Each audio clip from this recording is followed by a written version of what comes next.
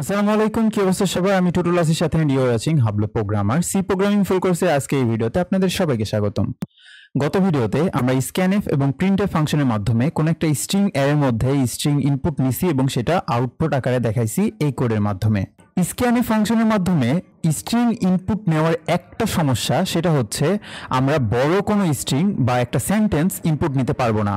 Scanf ফাংশনের মাধ্যমে যে স্ট্রিংটা ইনপুট নেই আমরা, সেটা শুধুমাত্র স্পেসের আগ পর্যন্ত কাজ করবে। অর্থাৎ আমরা যদি কোনো একটা বড় সেন্টেন্স বা বড় স্ট্রিং ইনপুট নিতে চাই যেখানে স্পেস থাকবে, সে শুধুমাত্র স্পেসের আগ পর্যন্ত কাউন্ট করবে, স্পেস কিন্তু নেবে না।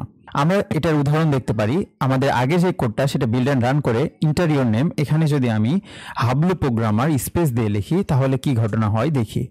ওকে, আমরা একটা ইনপুট নিলাম, আমরা একটা স্ট্রিং ইনপুট নিলাম এখানে হাবলু প্রোগ্রামার নামে। হাবলুর পরে একটা স্পেস থাকবে অ্যান্ড আমরা এটা ইনপুট নিচে নেওয়ার পর কিন্তু এই সেম জিনিসটা আউটপুট আকারে প্রিন্টএফ ফাংশনের মাধ্যমে দেখাতে যাচ্ছে। সো আমরা যদি এন্টার হিট করি তাহলে এখানে শুধুমাত্র হাবলু লেখাটা আউটপুট দেখালো।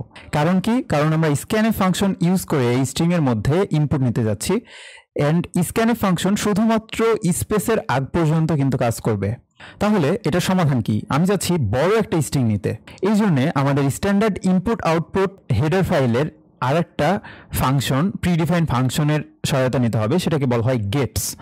সো গেটসের মাধ্যমে আমরা স্পেস সহ কোনো একটা স্ট্রিং কিন্তু ইনপুট নিতে পারি। এবং গেটস কিভাবে কাজ করে? আমাদের স্ক্যানএফ ফাংশন কাজ করতে হলো স্পেসের আগ পর্যন্ত কাজ করতে, আর গেটস কাজ করে হলো আমাদের যতক্ষণ আমরা এন্টার হিট করতেছি ততক্ষণ সে ইনপুট নিয়ে যাবে। সো সেই জিনিসটাই আমরা এখন করি। সো এন্টার ইওর নেম, এখানে স্ক্যানএফ ফাংশনের পরিবর্তে আমরা এখানে লিখে দিই গেটস ফাংশনটা ইউজ করি। সো GETS নামের যে ফাংশনটা আছে সেই ফাংশনটা আমরা লিখলাম। এটা কিন্তু শুধুমাত্র ক্যারেক্টারের জন্যই কাজ করবে বা স্ট্রিং এর জন্য কাজ করবে। সো গেটস এর মধ্যে আমাদের কার মধ্যে ইনপুট নিতে চাই সেইটার নাম লিখে দিতে হবে। সো আমরা সি এর মধ্যে ইনপুট নিতে যাচ্ছি, আমাদের ভেরিয়েবলটার নাম কিন্তু সি ছিল। ওকে, আমরা ইনপুট নিলাম, নেওয়ার পর আমরা প্রিন্টএফ ফাংশনের মাধ্যমে সেটা দেখাতে যাচ্ছি। ওকে, আমরা বিল্ড অ্যান্ড রান করি। এখন যদি আমরা হাবলু প্রোগ্রামার লিখি তাহলে কি ঘটনা ঘটে দেখি।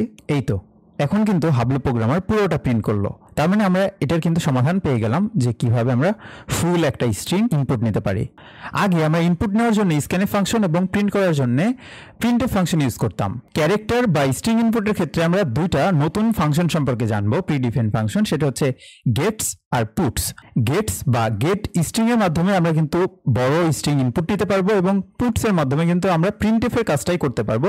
সো এখানে আমরা প্রিন্টএফ এর পরিবর্তে যদি এখানে পুটস লিখে দিতাম, PUTS বা পুট স্ট্রিং, এখানে আমাদের যেই কোটেশন টোটেশন বা ফরম্যাট স্পেসিফায়ার এসব কিছু লেখা লাগতো না, শুধুমাত্র আমাদের ভেরিয়েবলটার নাম লিখে দেওয়া লাগতো।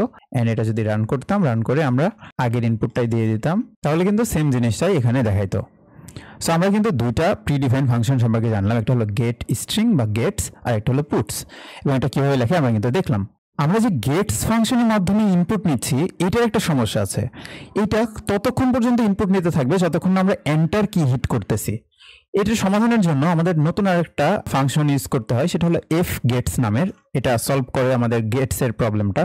সো এফ গেটস লিখতে হয় এবং এটার যেই সিনট্যাক্সটা সেটা হচ্ছে সর্বপ্রথমে আমরা কার মধ্যে গেট করতে যাচ্ছি অর্থাৎ ইনপুট নিতে যাচ্ছি সেটা কমা দিয়ে কত সাইজ পর্যন্ত এটা ইনপুট নেবে সেই জিনিসটা লেখা হয়। সো ম্যাক্সিমাম সাইজটা আমরা এখানে দিয়ে দিলাম 20 এবং কমা দিয়ে আমাদের লিখে দিতে হয় হলো স্ট্যান্ডার্ড ইন বা STDIN। ওকে, এটা কিন্তু আমাদের কোনো একটা স্ট্রিং রিড করার ফাংশন, সেম জিনিসটাই করবে। আমরা গেটস দিয়ে যা করি এফ গেটস দিয়েও কিন্তু তাই করবে। সো দেখি এটা কাজ করে নাকি। অ্যান্ড ইয়েস, আমাদের কিন্তু সেম জিনিসটাই করলো। সো আজকের এই ভিডিওতে আমরা নতুন ক্যারেক্টার বা স্ট্রিং এর ক্ষেত্রে নতুন দুইটা ফাংশন নিয়ে কথা বললাম বা শিখলাম, সেটা হচ্ছে গেটস অ্যান্ড পুটস। সো আশা করি আপনারা বুঝতে পারছেন। নেক্সট ভিডিওতে আমরা স্ট্রিং এবং ফাংশনের মধ্যে সম্পর্ক দেখব। দেখা হচ্ছে নেক্সট ভিডিওতে। Have fun, take a risk.